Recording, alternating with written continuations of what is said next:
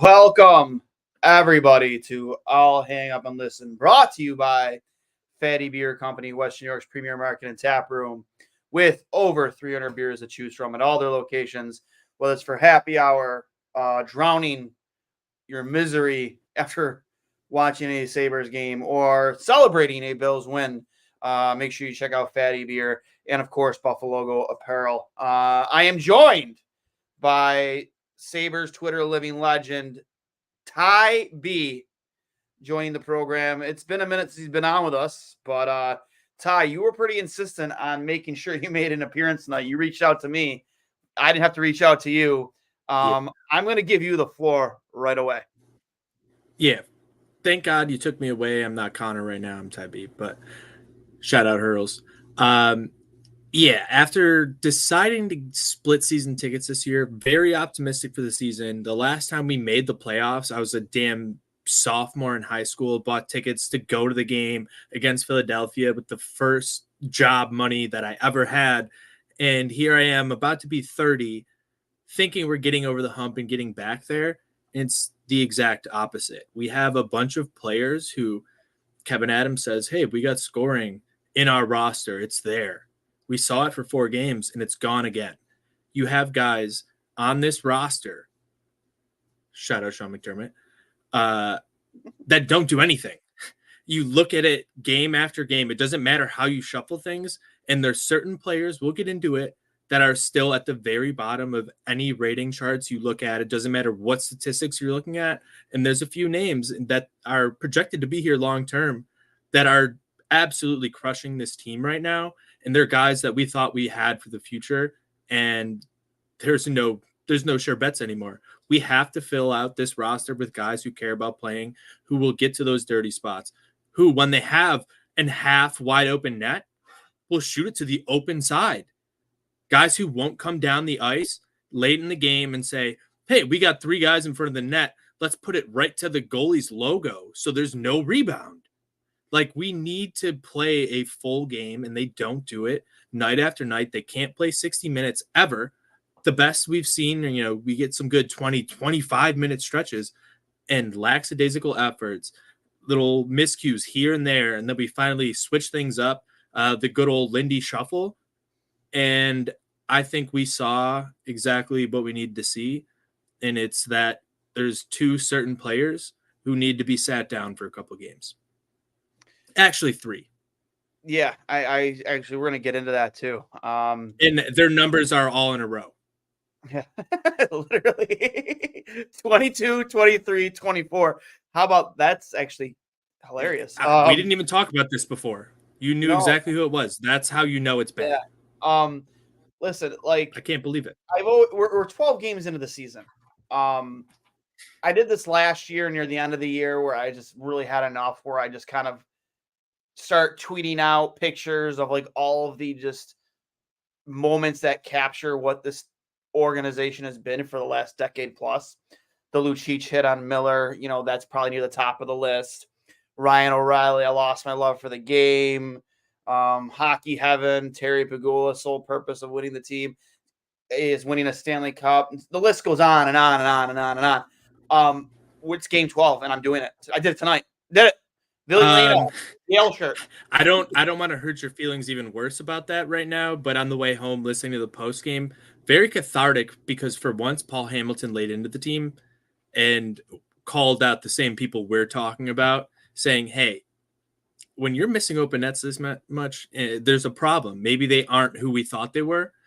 And the statistic is going to drive you absolutely mad, because this is actually our second worst start in the last 10 years through the first 12 games.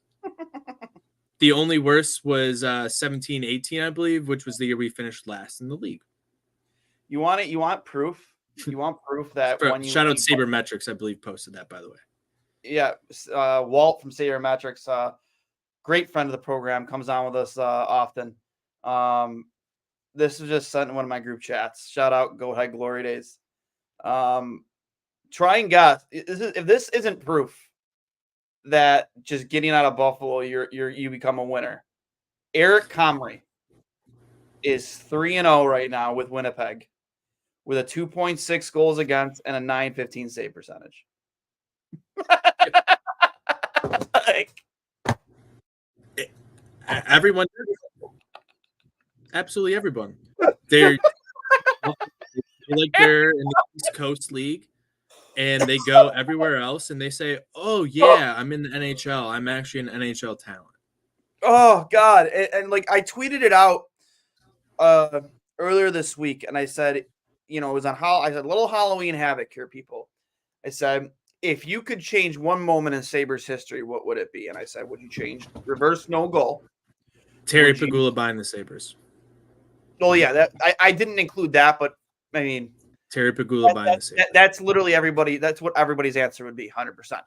Because Golisano wasn't actively trying to sell the team. So people who say Terry Pegula saved the Sabres, they're wrong. He didn't. Like, he was not actively shopping the team. Terry Pegula. He didn't have the money to put in to build everything else around the team, but he wasn't letting them leave. No, he made sure that this team stayed in Buffalo even after selling him. So if you think about it, regardless of all the criticism of Tom Golisano and the way things went, with Drury, Briere, the Vanek offer sheet, etc. Like at the end of the day, like, he was the real one who saved the Sabres. They were bankrupt when he bought them. Yeah. Terry Pegula didn't save the Sabres. Regardless. Shout out the Regis family. Jesus Christ. Yeah, right. But I will say this, though, like, in the beginning, Harbor Center project, everything that he did around the Sabres made it seem like everything there failed. Yeah. Every business that's been in there failed. Gone. Failed. The only one that stayed is Tim Hortons the whole time. Literally, everything else is new or something different. And 716 failed. Like, it looked like things were going to head in the positive direction back then. Now it's like, holy shit. But that being said, I tweeted out, would you reverse no goal? Would you win the McDavid lottery? Would you have competent management to build around Eichel, O'Reilly, and Reinhart and Dahlin? Or would you have a healthy Conley and McKee in 2006, heading in that semifinal loss to Carolina, which everybody knows they would have steamrolled Edmonton had they made the finals.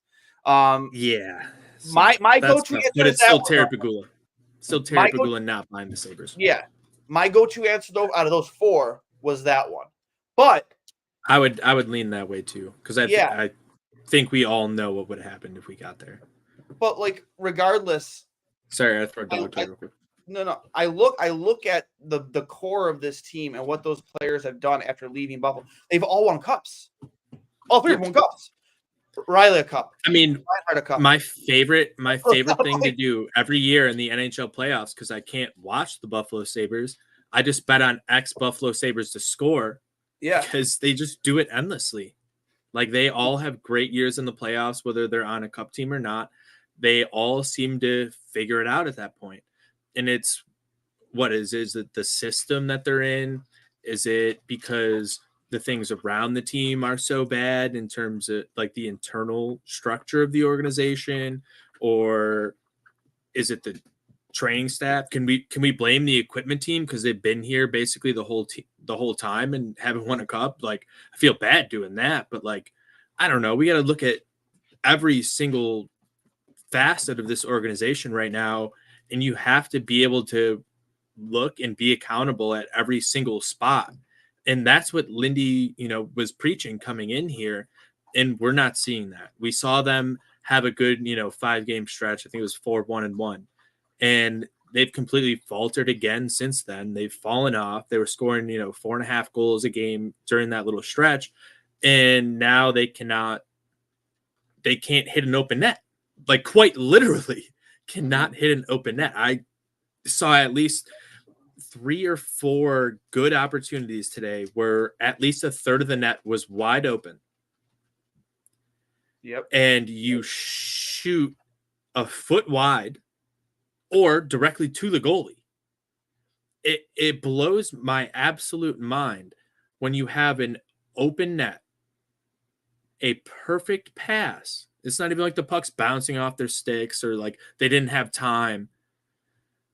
you have it right there in front of you, and you're supposed to be a goal scorer. Jack Quinn was a perfect example of this today. Great opportunity on the one from Kulik. I believe he still had another one in the game where it was another like third or half of the net wide open. Poof, gone. Yeah. That's why, like, as much as I love numbers and not everyone does, you can look at them and say, oh, great expected goals. But like when you look at what actually happens, and that's why you have things like expected goals or goals over expected and under blah, blah, blah. So you can see when guys have quote unquote maybe bad luck. But then when you actually look at it and see they completely miss the net, no, it's because they fucking suck. We're over 5 minutes. I know I can swear. Fine, you're fine. Jack Quinn's terrible. He has not done anything this year. He's turned the puck over tons of times, doesn't win it back. And when he gets the puck on his stick in a great opportunity, has completely biffed every single chance he's had. And I understand the injuries, blah, blah, blah. You hope he comes back. Well, he's not right. Sit him down. Send him to Rochester. He can take a trip down the 90. It's only an hour. Let him go get some game time and play and try to be a number one guy and do those things he's supposed to do. And if he can't, cut bait. There's no reason to continuously bring these guys up who we think we have great upside for. We've seen that prognostication means jack shit in the NHL. Yeah. Like you have guys who are undrafted coming out of college all the time now, especially with the new changes that are coming to college hockey where you can go play juniors and you can still go play in the NCAA, I think, coming up starting next season. Yeah. There's going to be a ton of guys where that happens and guys who develop properly rather than you drafting the OHL and they're these tweeners forever. Yeah, and you send them back to the OHL. Savoy situation, right? Like you couldn't exactly. You send them back to the OHL, but the competition's not high enough for them to develop any further. They're just skating circles around these guys, and then when you play against a bunch of grown men, you get pushed around. Yep. Like the NHL is going to have to look at the way they are structuring things now, bringing guys in on these entry contracts to where you might be able to bring those guys in, because if not, why wouldn't you just tell them to say, hey, we got you a D1 offer at this place. Go play there. You're going to play a bunch of adult boy, like big men. Like there's 24, 25-year-olds in that league. Even if they're not the most skilled guys, you're still playing against adults. You're not playing against a bunch of fucking 16-year-olds. And it's a huge difference. And we've seen that in the development of players lately. And the Sabres have not really laid too much into that college side. They've looked to get these guys with these long-term development plans. And we just saw the one Russian guy just signed a new KHL extension. He's not coming over. Good. Waste of a second-round pick. Yeah, I know sometimes they try and use that as like – I know the Russian players try to use that as leverage to get – it's kind of NHL or nothing. They don't want to play in the AHL. Like, and you saw Michkov, and he's been great. He had his AHL contract terminated. Maybe you can see that happen with him, but like I couldn't agree with you more. Like I don't know the semantics with Jack Quinn. Does he have to go through waivers to go to Rochester? He shouldn't. I don't think. I don't think so. No. I could be wrong, but if that is an option, Kevin Adams should take it, because if there ever was a guy who just needed just a boost in confidence and an ability to have a little pressure taken off his plate, like it's Jack Quinn. And what a worse time for this to happen to him, because he's up for a contract right now. And like, if there ever was a guy who reeked of a bridge it's the last of his ELC, so I think he's still eligible. Yeah. Especially with the time missed.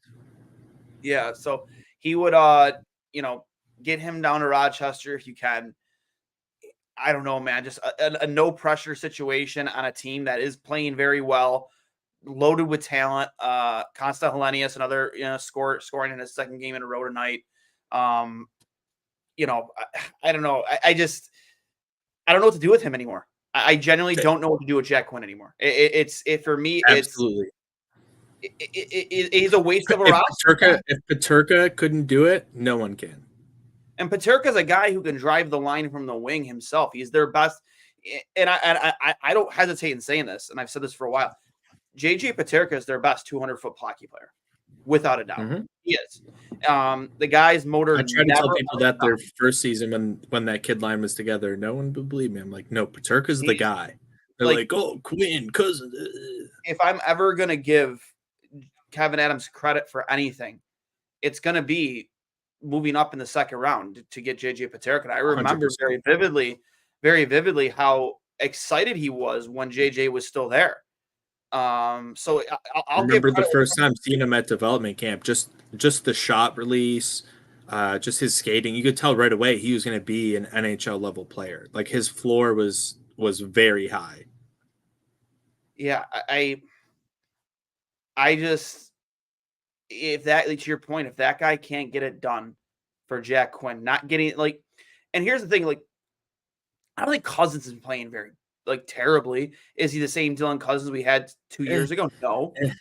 They were the two lowest players on every single chart you'll see tonight. Well, no, but not very close. Here's the thing. Like, is Dylan Cousins the reason they're losing? No, he's not. There's a number of reasons why they're losing. There were three other lines that couldn't score tonight. Yeah, like, and I for me, it's just like, at this point, for Dylan Cousins, I'd almost just put him on the top line. If you want to get that guy going, put him on the wing on the top line. Drop JJ. Again, JJ Paterka could drive any line. If you're going to keep him, if you're going to play him on the wing, just throw him up there to get him confidence. Get him going. Yeah. I really don't know. You know, put Jack Quinn up there, but he's not skating fast enough to keep up with that pace right now. He does not. He does not look like the player we saw pre-Achilles injury from last year. And if that's the case, then he's hurting your lineup every time he's out there. So why have him in the lineup? I don't even want to try him on the top line.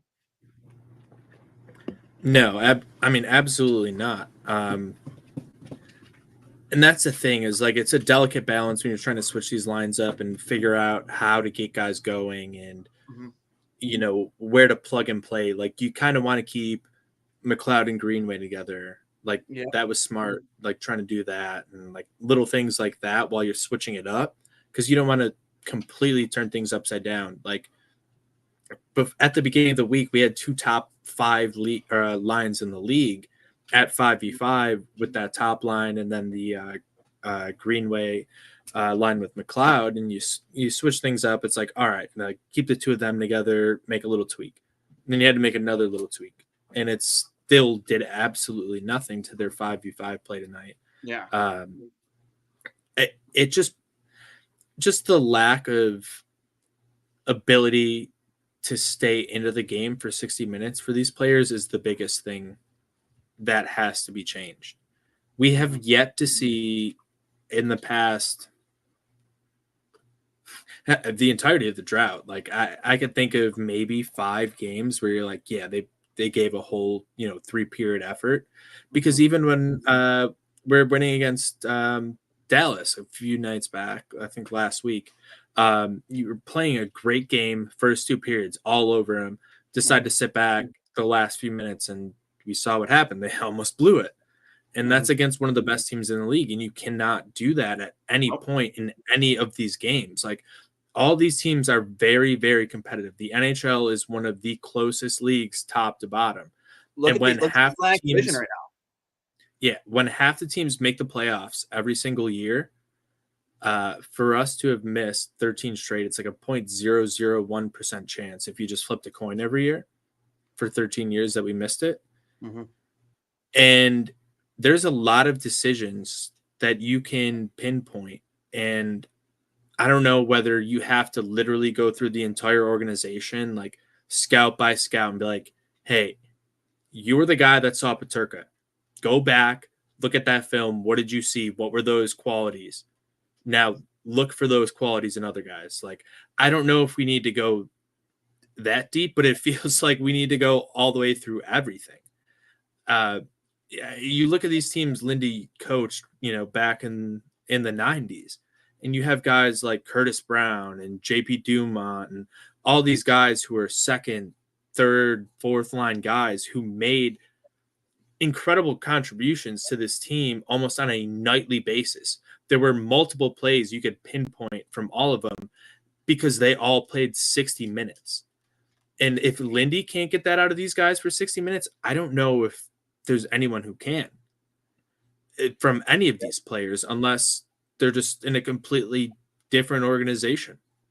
It just together, for whatever reason, they cannot do it. They cannot stay focused. And you have things like not tonight, but the other night, you just have Albay Kubel skate by and just chicken wing a guy. I loved it. Loved it. When is that ever a good play? Huh? Like, when is that ever okay? It's not. It's not. But like, I'm just. It's in the mind. No, my point in like loving stuff like that is just like, at least you're showing that you give a fuck. Like, you're showing like you have a pulse. Like, and I'm not going to sit here and say that this team doesn't. This team is in many ways the same but different from last year, because in certain games this year, last year's teams would have given up by the third period. You would have been questioning, like, how many times in the last season were we questioning their heart and their desire? This team definitely doesn't give up. But there are points in games where it's like, you know, they're going through the motions. Yeah, like it just, I'm tired of it. I'm just tired of it. They don't, and this goes back to directly what Lindy said right when he took over as head coach. Like, we have to earn back the fans' trust. We have to show them effort. And these guys, as much as my dog's trying to right now with the squeaky toy, she shows effort. Every time she grabs the toy, she is swinging it around. She's squeaking the shit out of it. She does not care. But when we have guys like we've been seeing the past, few years, where we have these better rosters talent-wise, but 5-10 minutes of the game, they're just kind of skating through it. They're going through things. They're just throwing the puck wherever, and they're not paying attention. Is it because there's not fans there? That should never be your excuse, because you played in juniors. You played in college when there was, only a couple hundred people there some nights. Like, you've all come up where there's not a full arena giving you energy. That should not ever be an excuse. So it can never be that. So it comes down to what's in these players. Like, what do you have there mentally? Like, what is your heart like? What is your compete level? Maybe we should be going out and drafting guys who are smaller and have a higher compete level. We saw, like, when we brought Evan Rodriguez in at first, like, that high compete level, and we've seen it work now down in Florida and got himself a championship. Like, these guys with that high compete level, high hockey IQ, they don't need to be, your blue chip prospects, your 5-star recruits or what have you. But, like, if it's a guy who cares about playing the game, the entire game, because that's what they're there to do, that's what you need in this organization. You need those guys who understand, I don't have to do everything out there every single night, but if I do my part, then we're going to win. And if not every single person believes that, because I watched the game on Monday in person with Tage all over the fucking place. Tons of plays. I think he had 13. He had like 13 shot attempts. That is a guy who thinks he has to put the team on his back right now. Yep. And that's also not what you want, because I think there were a couple of times he could have passed off and had better opportunities. But it drives me nuts. It drives me nuts that last toe drag, holding it. And that's also beginning to hurt us, because he thinks he has to put the team on the back because no one else is doing anything. I think there's plenty of criticism to go around to Darlene too. Like, $11 million man. Darlene played well defensively today, but you're not paying him. You're not paying him The end stretch of that game was tough. Like, you're not paying him $11 million a year to play well defensively. You need points on the board. I mean, you want him to be an average defender, sure, but like, you're paying that guy $11 million to be a Norris candidate every single season, and he's just I don't know if he's still dealing with the injury, if it's a confidence thing, if it's feeling the pressure of being the captain. I don't know, but you need him to be better. Tage Tage has by far been your most talented player this season. Do I think Tage is your most talented player? No, I think Rasmus Dahlin is. I think Rasmus Dahlin has the biggest ceiling of any player on this team. But he's not playing to that standard right now. He's just not. Tage is the only guy that really plays to that standard on a nightly basis, in my opinion. My dog just did the most incredible thing. She almost just knocked my beer over by throwing a toy at it, which I didn't think she could get it up that high. Effort. That's what I'm saying. She has effort 24/7. And if we could get that out of the Sabres, oh, by God. I would love to bundle her energy up and give it to the Sabres before the game as little Red Bull shots. Oh, my God. Did you see the picture? Yeah, did you see the picture of Tuck tonight?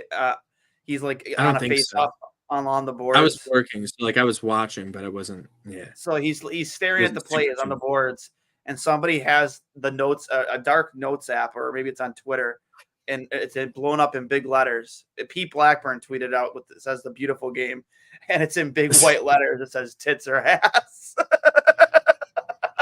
I mean, did anyone see if he threw the left or the right up for it? Oh, he did it. Come on. But someone's got to report it. Someone saw it. Someone saw it in person. We need that.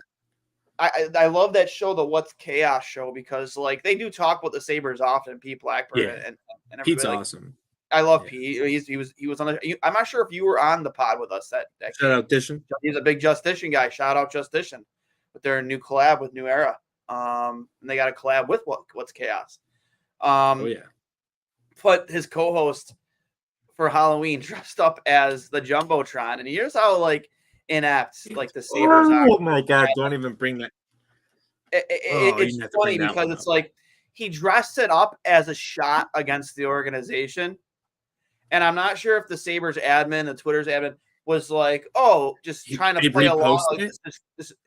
They reposted it and are like I forgot what they posted. Do you guys not realize they're taking a shot at you? They're taking a shot at you. This goes to show the entire organization,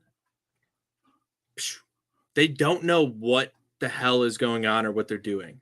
We literally made a joke during the first Europe game, and shout out Brett. He said the Jumbotron's not making a big splash here this game.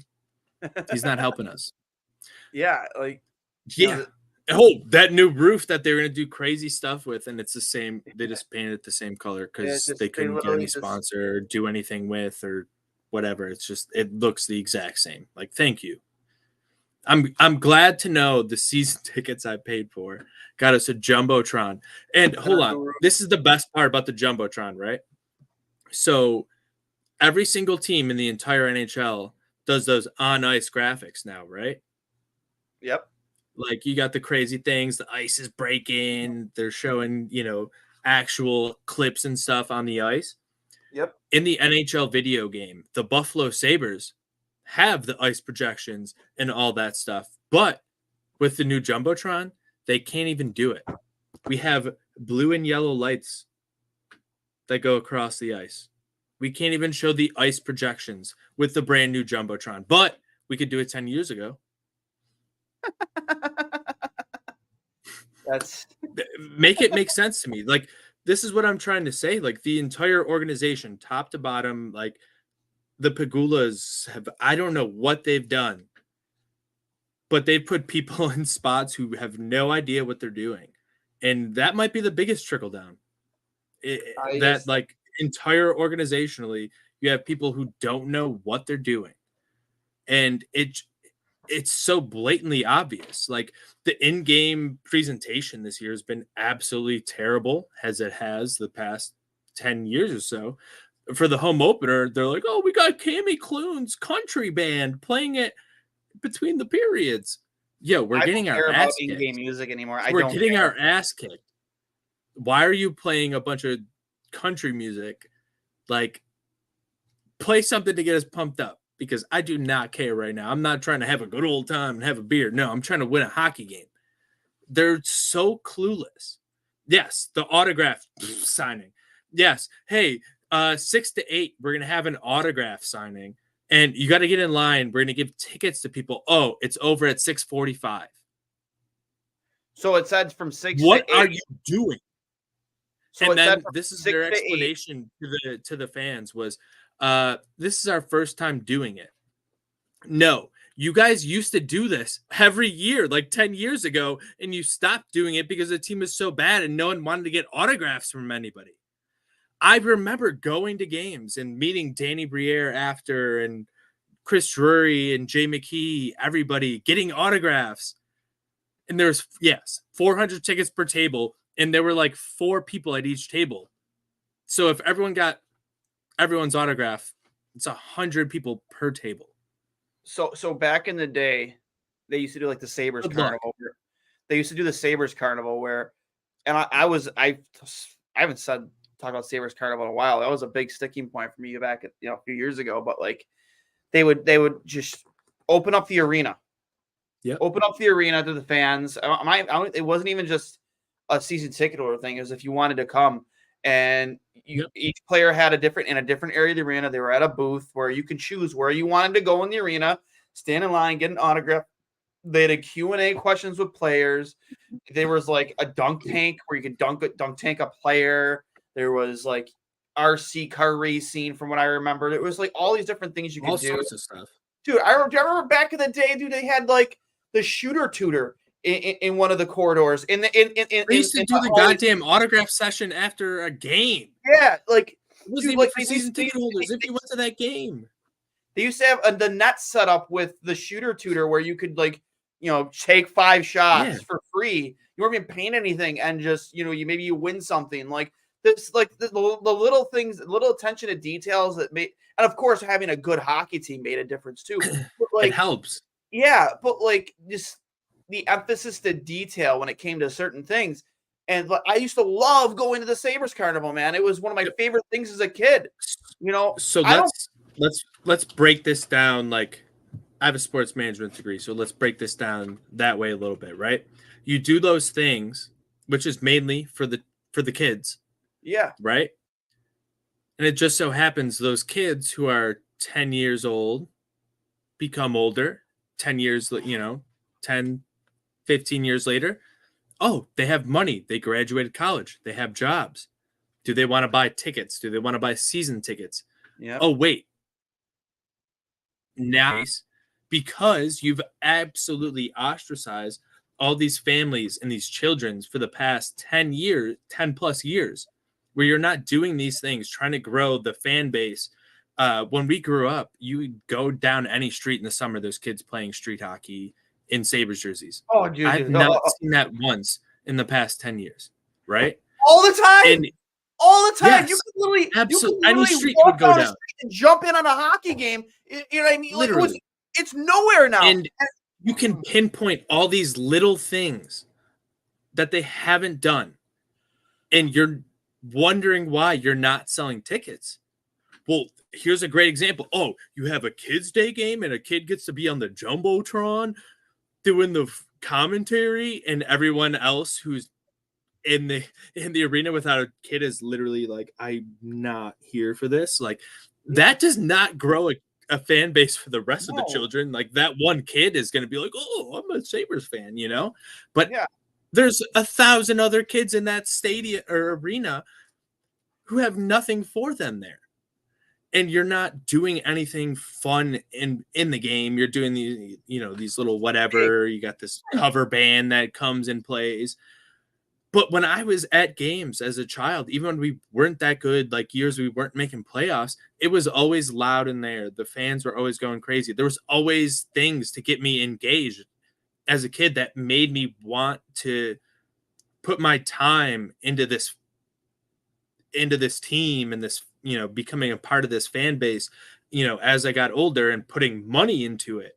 And now when you look at it, you're absolutely robbing people, number one, at the merchandise stand, at the snack stands, everywhere else. And like, you're not giving them good experiences to begin with. On top of that, we're also, going to rack up our, parking prices and everything else. You can't give tickets away to the Sabres the past 10 years. You can't. And when that happens, how are you growing a fan base? And if you can't give them away, like at least give them to the public schools and like let kids come in with their parents. Like they're going to at least come into the game and there's going to be people there. They're going to spend at least a little bit of money. And like those kids should at least have a decent experience and hopefully they become fans. But when you're not even doing those things, it's a waste. Like when you look at least with the Bills drought, the one good thing that happened with the blackout rule is like Russell Salvatore would buy all the tickets and would give them back to like the city schools or like, wherever. And you'd get a bunch of people in and you're growing that fan base. You're letting them have that experience that they wouldn't necessarily have. So why aren't we doing those things now with the Sabres? And it just all comes back to the way the organization is. And like, it just blows my mind that this long, like no matter who you hire, they can't figure this out. When I've had all of us who've been here, like understand these things, but they won't hire.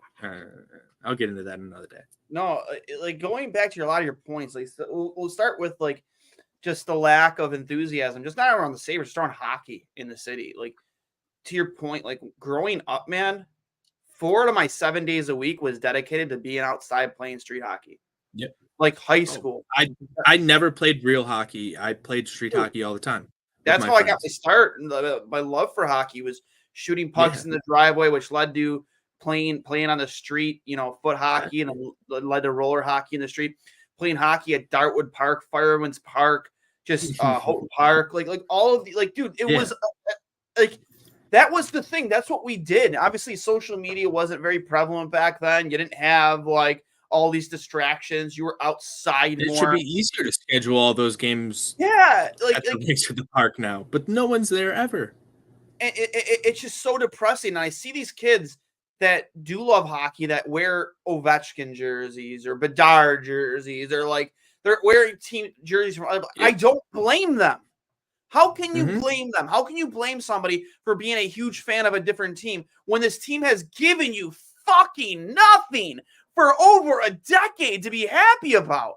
And just disappointment after disappointment.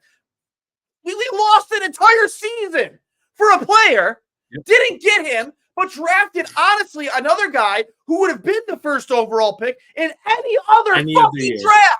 In any other draft. And you fucking blow it. You blow it. You get it. You request a trade. You go, hold on. We'll make you happy. We go fucking sign Taylor Hall for 1 year, $8 million. Give him a full no movement clause. And we didn't even win. That because he gets hurt. And just like you give him $8 million when you had so many other holes on your team. You had so many holes on your team. But you pay him $8 million. Thinking that you fucking Terry go, we signed this guy. Oh, we're not just trying to win. We're trying to win a Stanley Cup. Fuck off. Like, I bought into it. Everybody did because he was a former Hart Trophy winner. It's like, holy shit, we got this guy to come here. But that wasn't solving the issues. You had so many other issues. You had a goalie. You had no goaltending. Like, your defense was piss poor. This old goalie that can't see. Like, what the fuck, man? And just like all the other shit. The Darcy Reguera, this team's gonna go through suffering. We're still suffering, Darcy. Like, might as well bring back Darcy Reguera. What is he doing? We brought back Lindy. Let's bring back Darcy. Those were that was the coach GM combo we had the last fucking time this team made the playoffs. Why don't we just bring Darcy back too? At least we can say. But instead we had Kevin Adams, who was on Lindy's staff when he got fired. Like fucking coaching 13U the year before he was hired as the general manager. That is a fact. Like, don't. Matt Ellis is still on the staff. Here's another thing. Who also went from coaching 12U to the NHL. Every single didn't even have 15 career goals. But he was coaching our power play.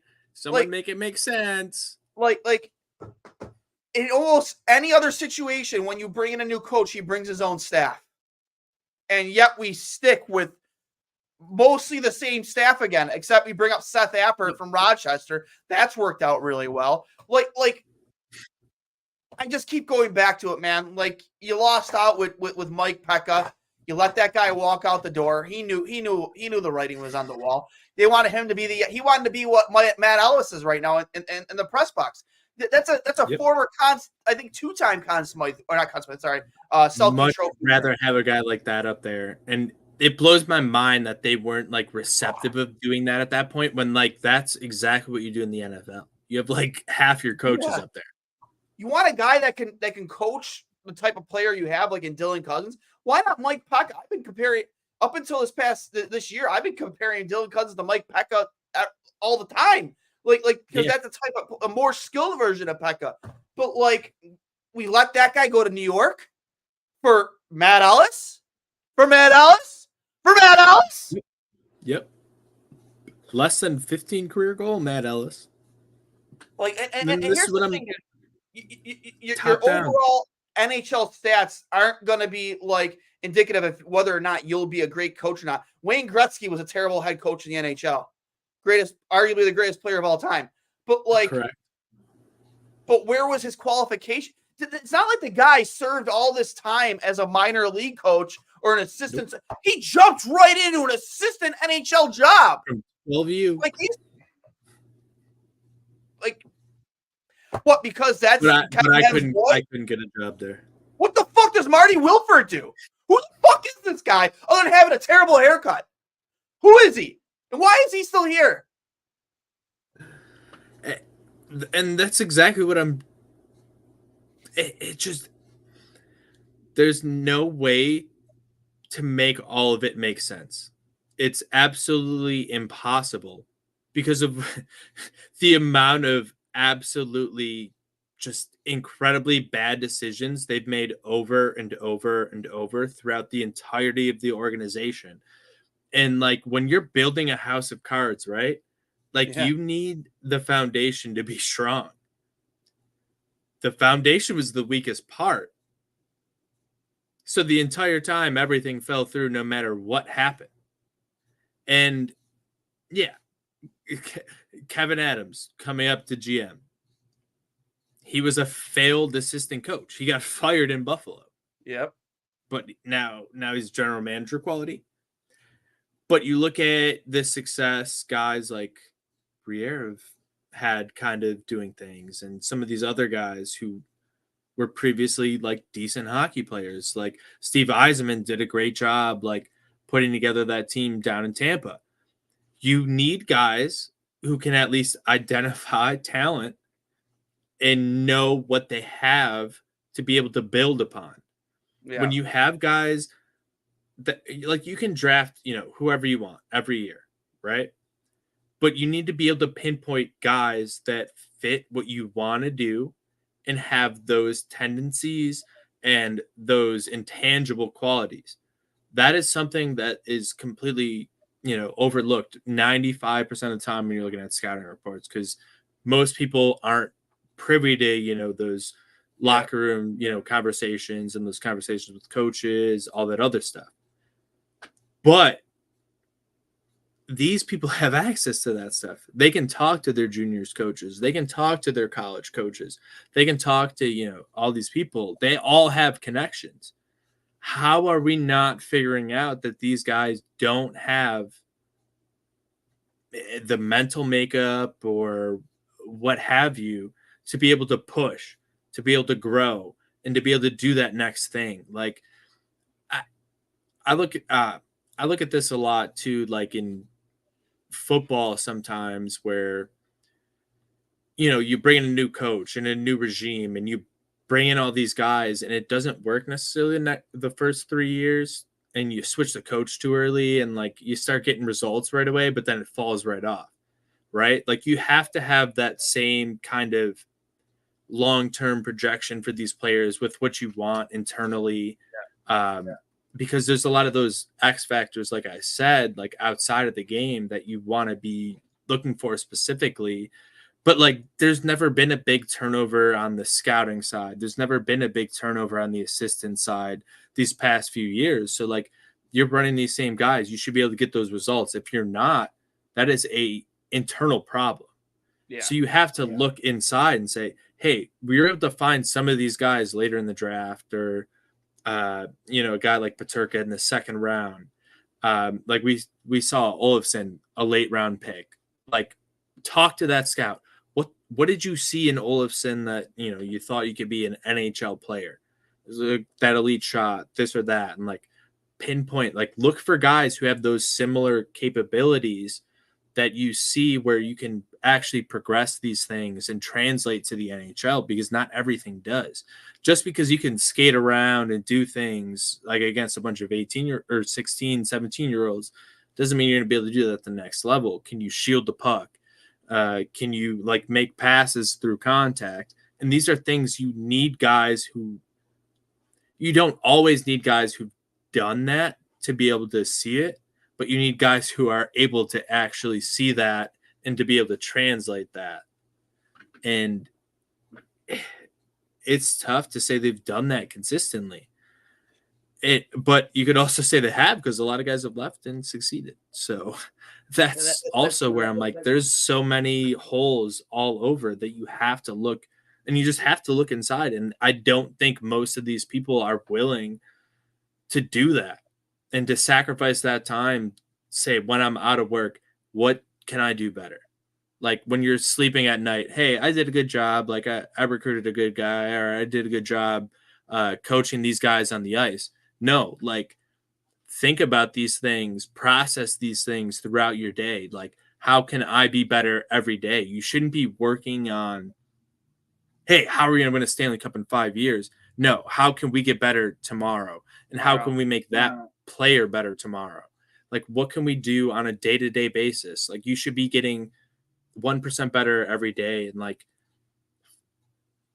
I hate Bill Belichick, but that's the big thing. Like always with Belichick, was we need to be 1% better every day. Like, we need to grow every day. We need to add things to what we're doing and all that. And to be able to get those guys to buy into that, you need that system to be there, not for 2 years, not for 3 years. Like, you do have to invest in that, but you need the right guys, and you need everyone to buy in on it. And organizationally, they've never bought in on that. Here's the thing that Hunter brings up too that worries me is when does Dahlin or Tage ask for a trade? We cannot let that happen. So Kay needs to wake up or find a new home. He's only here because of the experience at the Harbor Center. I just laugh at that experience at the Harbor Center. You just kind of you went on your rant about every day getting better, and it reminds me of Punch Imlach. I remember reading a book where there was a page, kind of a chapter, kind of dedicated to Punch, the original Sabres coach and GM, where he talked about he would trade literally anybody if it even made the team 5% better. It didn't really matter who they were. I mean, don't even need 1% better. Yeah. You know what I mean? If it's someone who's going to work to keep growing, I would rather have that. If it made us better, he would do it. That's the mindset you need as the GM of this 100%. Team. And now we hear these rumors this past week that, he's the most active GM from Elliot Friedman. He's on the phone. So like, it's bullshit. To me, it's bullshit. So am I. I'm on the phone too. Yeah. Like, what about this team on paper? I mean, yeah, the Lindy hire still to this day is the best addition you made to this team. And I mean, Zucker's been nice, but he's only here till the deadline. Yeah, Zucker's good, but McLeod. I mean, I'm not sure. McLeod, it seems to be a good trade, but we'll see. But like, outside of that, like, what about this team? Did you have? They also weren't supposed to be the top 6 guys. Yeah, like Zucker's not supposed to be a top 3 scorer for you. McLeod's not supposed to be a top 5 scorer for you. He's the only guy scoring on the power play, though. Like. Yeah. What about this team, especially the top 6 on paper? Were you so confident in it as a GM? You saw what happened with Dylan Cousins last year, the regression. You know that you have these injuries that you're dealing with with Jack Quinn. And is it really responsible to put that kind of pressure on such youth to expect them to make that big of a jump, especially a guy who got fucking his block knocked off by Hathaway last year and just had this immediate regression for the entire season, had moments where he started a little, but like it was never consistent. And then you're putting so much more faith Big in a guy like Jack Quinn, who has been often injured, a major Achilles, is the Achilles injury. And then another kid in Zach Benson, who is 19, 20 years old. Yep. What's responsible about that as a GM? And your answer is to overpay. Again, I've liked the addition, Jason Zucker, but he's not supposed to be a guy that you should be slotting into your top 6. He was supposed to be a depth piece. He was supposed to be a depth piece for you. Meanwhile, he's on the top play. You know what I mean? Like, what are we doing here? What the fuck are we doing here? And now you did 3 off seasons in a row, Tybee. 3 off seasons in a row where you didn't address your top 6. Instead, you trade Casey Middlestat last season before the deadline for another left-handed defenseman. I like Bowen Byram. Don't get me wrong. I like him. We just have so many left-handed defensemen. That trade would have worked out in both favors had you replaced the production. You buy out Jeff Skinner. On paper, it makes sense. If you would have replaced the production, but you didn't. Instead, you spent that money that you already had before you did all that on players that you should have went and got the year before, after you had the season where you finished 1 point out of a playoff spot. But instead, you push all your chips in. It was like, we're going to bank on this roster. We have faith in what we already have. We're going to keep developing. We're going to keep no, that's not how you build a hockey team. Like, as much shit as Tim Murray got for trading a lot of his youth away, he saw that he knew he had Jack Eichel on the way. At least Jack Eichel or Connor McDavid. So you go out, you trade some of those prospects for Ryan O'Reilly. Great move. Fantastic move. Yep. Yeah, you go get Evander Kane, who, with all his problems, and I'm sure a lot of those problems affected other. Like I always thought that, looking back on it, his attitude and his character probably negatively affect some players on that team. Craziest thing. Time out real quick. I saw him literally the morning he got in trouble, like leaving the Buffalo airport at like 6 a.m. And then I landed in Denver, and I get the update that he'd like just gotten in trouble like here, and I was just like, yeah, they saw his G-Wagon getting towed in the parking lot. But you had a GM who was willing to go make those moves and put guys around him that are going to help develop him and make him better. Had it gone differently, had it been Connor McDavid, sure. I'm still sure he makes those moves regardless if it was Eichel or McDavid. Yeah. But that was a GM that played with a sack and cared enough to take chances. We don't have that GM right now. And if it's because Terry Pegula feels burned about what's happened in the past, he's not willing to take those chances anymore. I don't know, but all these guys. I would say it's more because almost every player in the entire league has Buffalo on their no trade list. Oh, for sure. Which is an even bigger indictment on the team. I just at what point they were willing to come here while we were tanking. Yeah. But now things are so bad that players are not willing to come here. That is the biggest indictment we can make on this team right now. Yeah. And I don't know how you fix that. That's where I'm turning internally in the organization. It's it's top down. There's so many things that have to change. You have to do something to make players want to come here. I don't know whether it's, I don't think you do it with social media or marketing, but anything you can do to help it, you have to do at this point. Yep. And I don't care if it's, paying more for off-ice employees or whatever. Do it. You are running an organization into the ground that you said you loved, Terry. And I don't believe you at this point. You said our sole goal was to win the Stanley Cup, and we haven't even made the playoffs. No. So if you want to do that, I would really, really, really like you to try and look internally and do the things you need to do to make people to want to come here, because it's not working. the on ice product's not making players want to come here. What you're doing for players off the ice is not making players want to come here.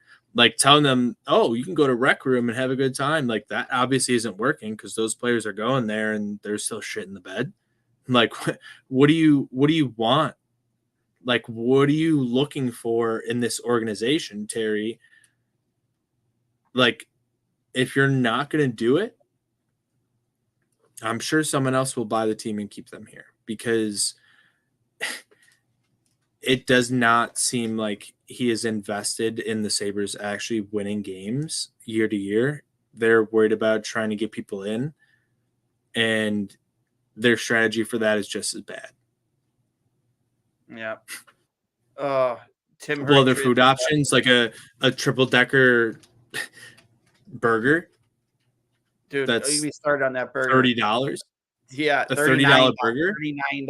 $39. Yeah. And I joked about that too. I said, who is that bringing into the arena? It's not bringing people into the arena for games. We're in a market of Buffalo that doesn't have a ton of extra money to throw around to begin with. You're building this new stadium with all these crazy suites and all these PSLs, and you're trying to price people out of that. You're already pricing people out of the arena just because of concession prices.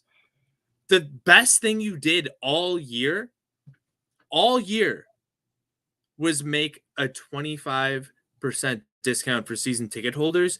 And that means beers are still $13. Everything is still ridiculously outpriced. Like you're paying $18 normally for a 24-ounce beer. That is $1.50 at the gas station. Your markups are absolutely crazy. Why don't we look around the world real quick? Hey, Mercedes-Benz Dome has like $5 options, $4, $3 options. They get people into this stadium and rooting for the team. Like we could get so many more families into the arena if you didn't do these things. You can get a better environment for a crowd and for the fans, but we don't do any of these things. Like it just blows my mind that we overlook every single thing they do like this. They continue to just make fans feel obsolete. They do not care about the fans. They do not care about the city. Like honestly, we started this off. You're talking about, it's the one thing we take back Sabres history. For me, it might be Terry finding that oil. Yeah. Fine. Terry got lucky with the Bills because he hired the right people. And I'll leave it at that. I hate to I know I tried to start it. We have a lot of people still watching here. Or what time is it? It's 11:18 at night. Over 1,200 people have tuned in here between, Twitter and YouTube and whatnot. But we started that one hashtag a couple seasons ago. I won't bring it up, but it should be started right now. Where's Kevin? I feel like we should have the dumpster fire on the screen with us. Yeah, 100%. The crash, the crash jumbotron. You know what I mean? Like it's an indication. It's a representation of what it's felt like to be a fan of this franchise now. Absolutely. Since they fired Lindy and Darcy. When you have Paul Hamilton ripping into the team and saying they are who I thought they were for the past 3 years, and until they don't, that's who they are, you fucked up because that's the most optimistic person you're going to get. Like he covers your team for your radio broadcasters. That's like Chris Brown saying the Buffalo Bills are shit. I knew they were going to be shit. They're shit. And that's exactly what's gone to happen with the Buffalo Sabres. And it's an absolute disgrace what Terry's done to this city and this team. What have I come up with 20 different ideas to get people in the arena so far tonight? You can do so many things to bring these people back into caring about this team and doing small things and doing those same small things within the organization so that everybody who is here working for this organization cares brick by brick. There's no cheating. There's no jumping to the top. Like you're trying to build a skyscraper getting back to the playoffs and to the cup. Like if that's what we want, you have to bust your ass. There's no just buying a championship Who's in Kevin? hockey. I've never met Kevin Adams, and I wish I could, because I would love to tell him right now how disappointing he is to the city of Buffalo. Buffalo. You're not a Buffalonian. You're not. You live in Clarence. You've lived in Clarence the whole time you've been here. You're as far away from the city as could possibly be, and you won a cup with the Hurricanes. You didn't do shit here. Yeah, I know. You got fired as an assistant coach, and you haven't done anything as a general manager to garner any respect from this city. And everything they've done as an organization has been a spit in the face of all the fans. Hey, we're going to raise your prices this year. Hey, we're going to do this. We're going to do that. And nothing has changed. Prices. They should not raise ticket prices until this team makes the playoffs. The ticket prices should go back to what they were in 1990 until you can get people in the arena. Yeah. Literally. Like, are you kidding me?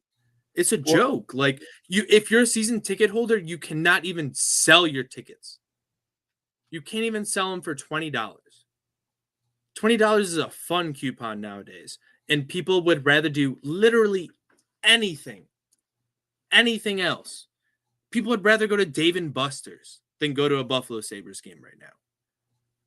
Mm-hmm. Like, it's absolutely abysmal what they've done in the way that they've created a franchise that, in terms of hockey, has been at the top. Like, even when we're not making the playoffs every year, they were always in the run of things. Like, we made the playoffs, I believe it was like 15 plus times between 1970 till Terry Pegula took the team over, and it's been almost that long since we've made the playoffs again. And like I said, until they take accountability from the top down, nothing is going to change. Nothing's going to happen.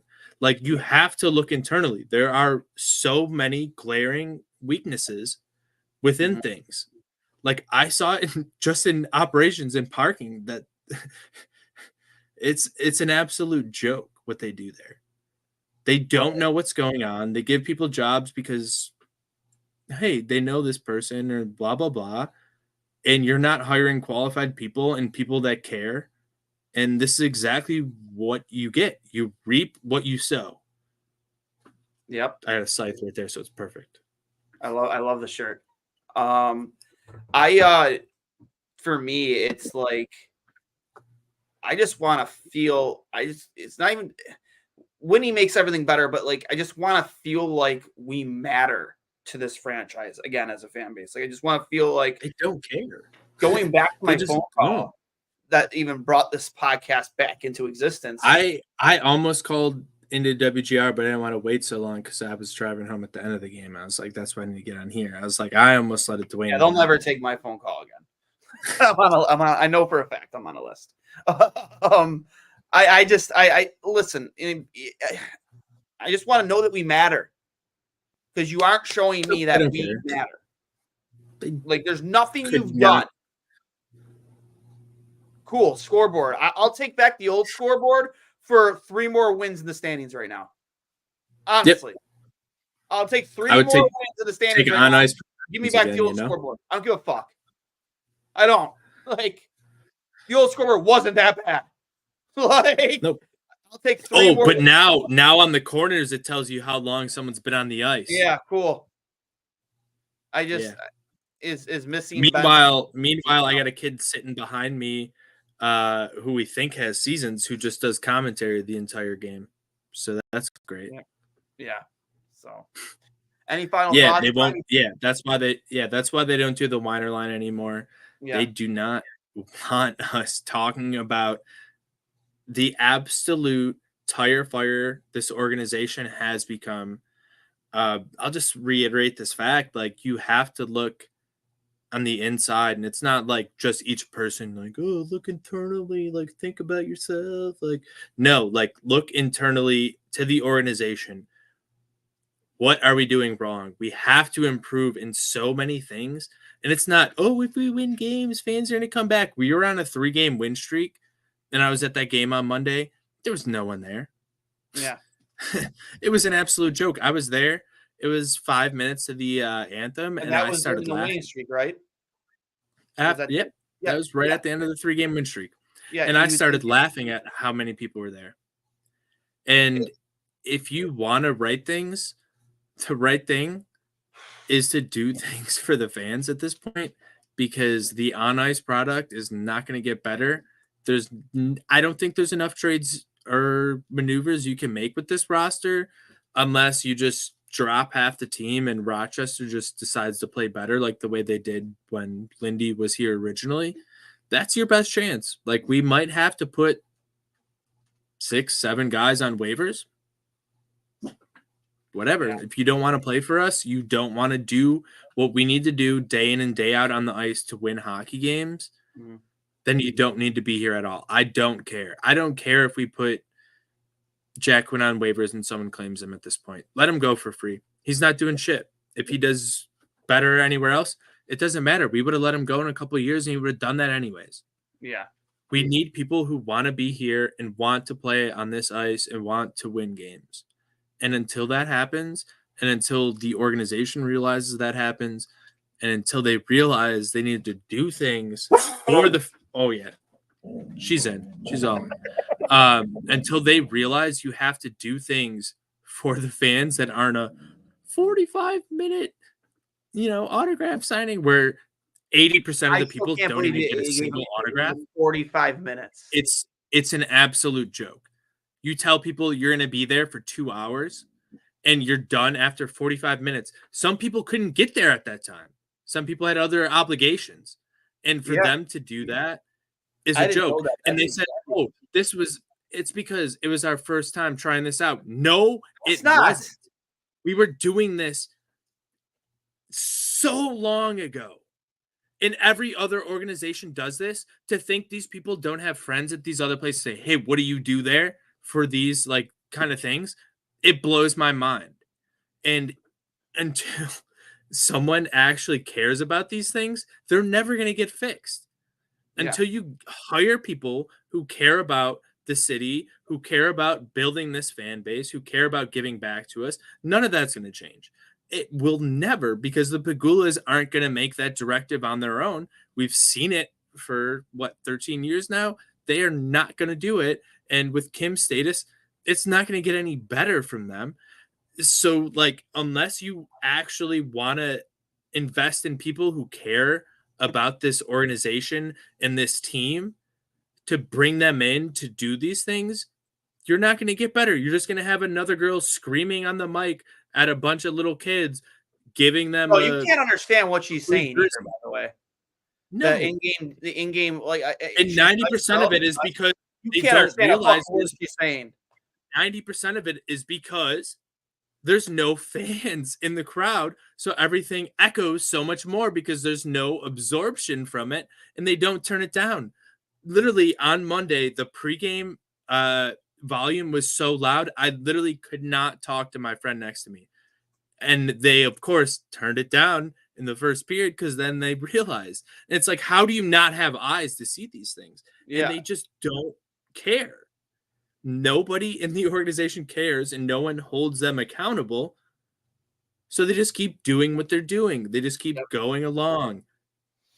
And that's fine, but like, we don't want to be that organization. That's not what the Sabres have ever been until this point.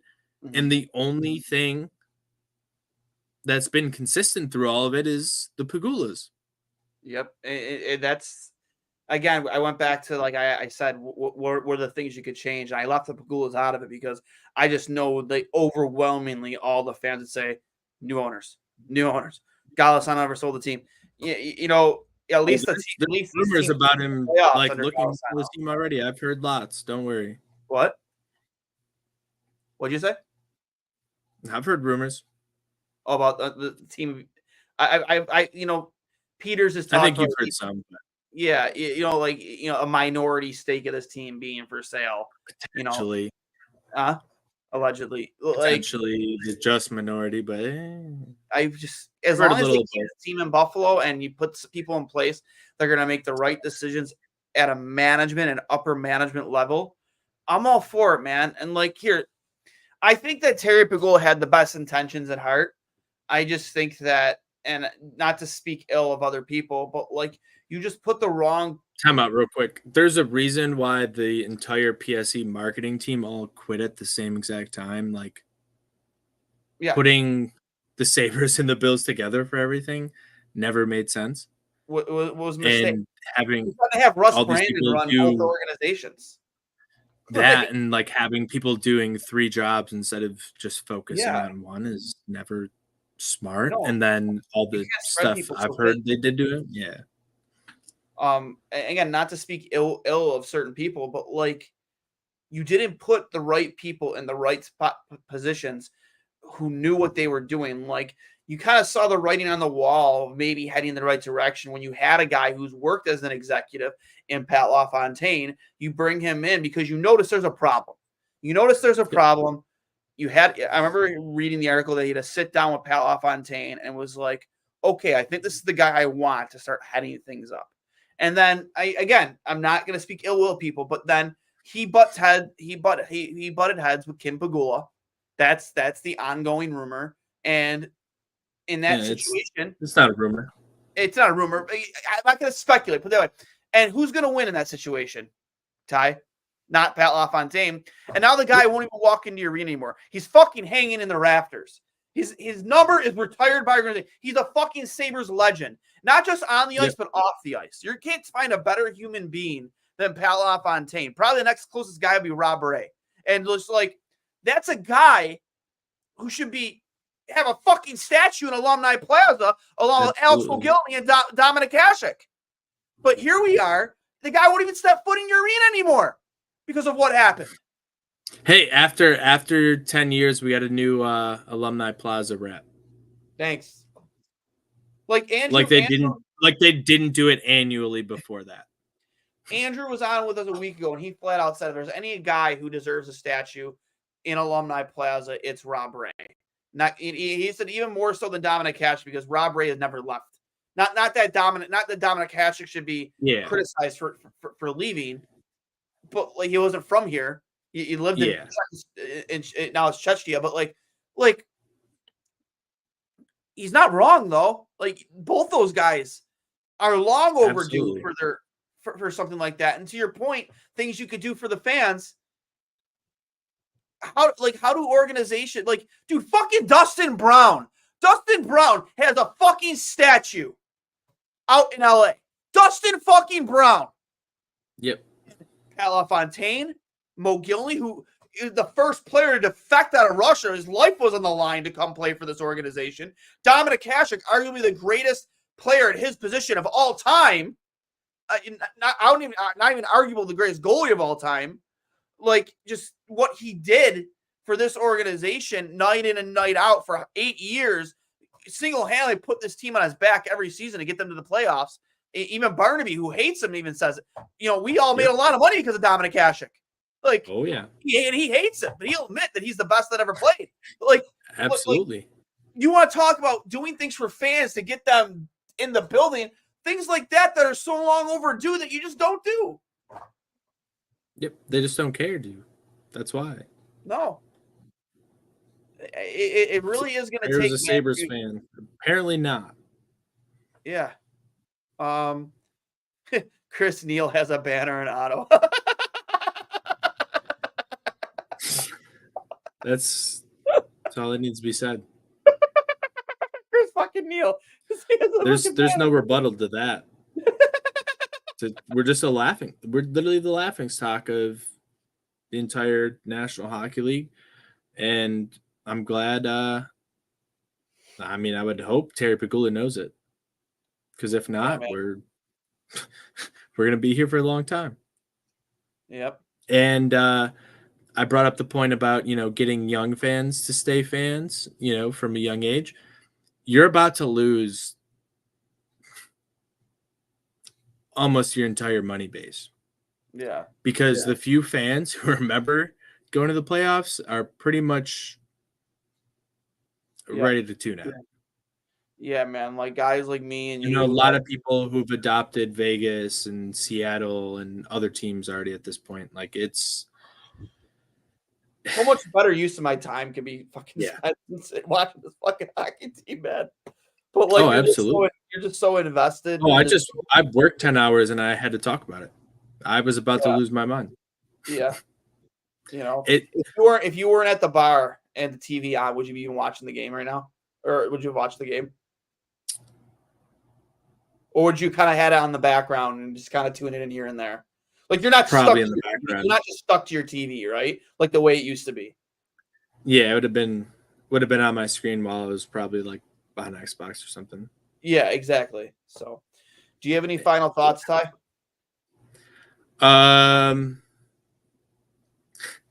Yeah. Bench 22, 23, 24. Yeah. If they're on the ice on Monday or on Tuesday, I will 100% not be there. Yeah. There's that what do you delay think of about game. I'm surprised Jack Quinn played in the third period after that delay of game penalty. I couldn't believe it. If you want to preach accountability, 22 and 24 need to sit. 23 was on the ice for 3 goals last night, played like shit again tonight. You can't tell me Dennis Gilbert's worse. Play him at home. At least Gilbert Play him will in go front out of there, his he'll throw the hometown body crowd. around, It's he'll at least drop someone who cares about the organization. Yeah, who really is from the area. Yeah, Who St. played Joe's. here growing up. My final thoughts are this. I agree with you. 22, 23, 24. Quinn, Samuelson, and Cousins all need to sit the first two more than the third. At the very least, they need to not be allowed in rec room. Yeah.